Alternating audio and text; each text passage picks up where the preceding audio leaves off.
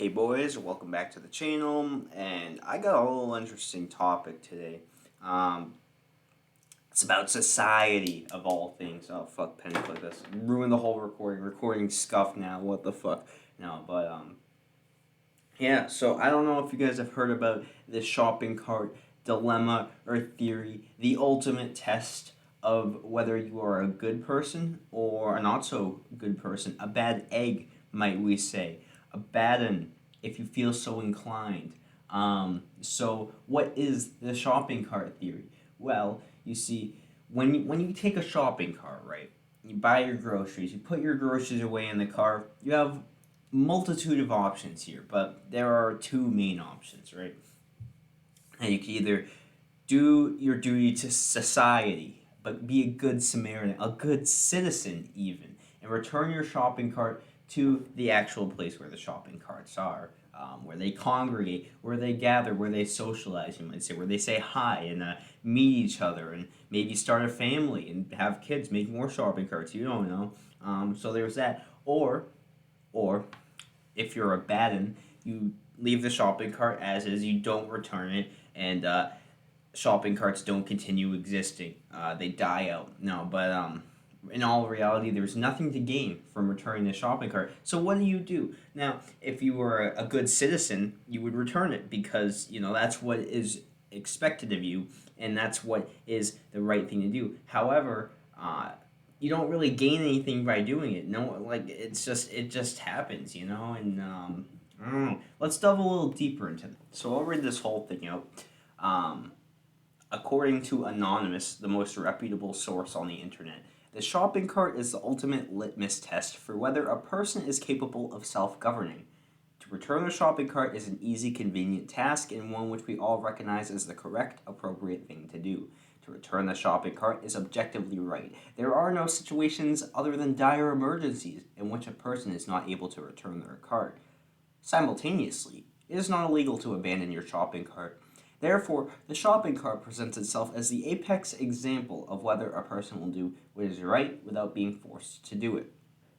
No one will punish you for not returning the shopping cart, and no one will fine you or kill you for not returning the shopping cart. You gain nothing by returning the shopping cart. You must return the shopping cart out of the goodness of your own heart.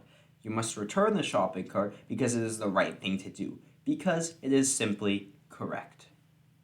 Again, no one punishes you or anything. Okay, so that's important to note. So what would you do? I think most people would return the shopping cart. I pray to God that you do. I do love order in society. Okay. Um, However, this reminds me of an interesting thing. An interesting quote from someone I know very closely. My father, actually. Rules are meant to be followed, except for 1% of us, and that 1% is me, and that's him saying it, not me. Interesting little story. My father, love him to death. He's an interesting character, you see, because I remember one time we were climbing the top of Mount Washington, and there's this line up there to take pictures at the summit. Now, again, it's this big open space, right? But there's like the sign. You want to take a picture at the sign, like the sign of the summit, and there's a bunch of people who want to take pictures.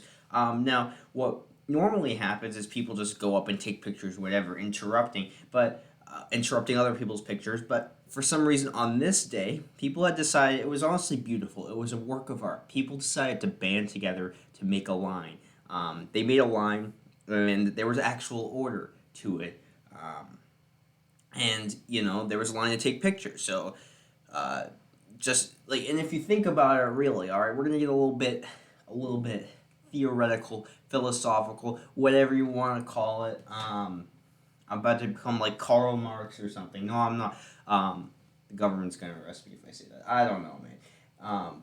Point is, right? If you think about it, any systems that we have in place, like let's say your credit card, any currency, even currency or anything, is really just made up by us. So why does that make this line any different? Humans have gathered together and made this beautiful display of cooperation and teamwork. And what does my dad do when we get to the top of there? He just doesn't care about the fucking line. Again, this is the 1%. He just goes in front of everyone. We take a picture. I try to tell him, there's a line, there's a line. He's like, there's no line, there's no such thing as a line.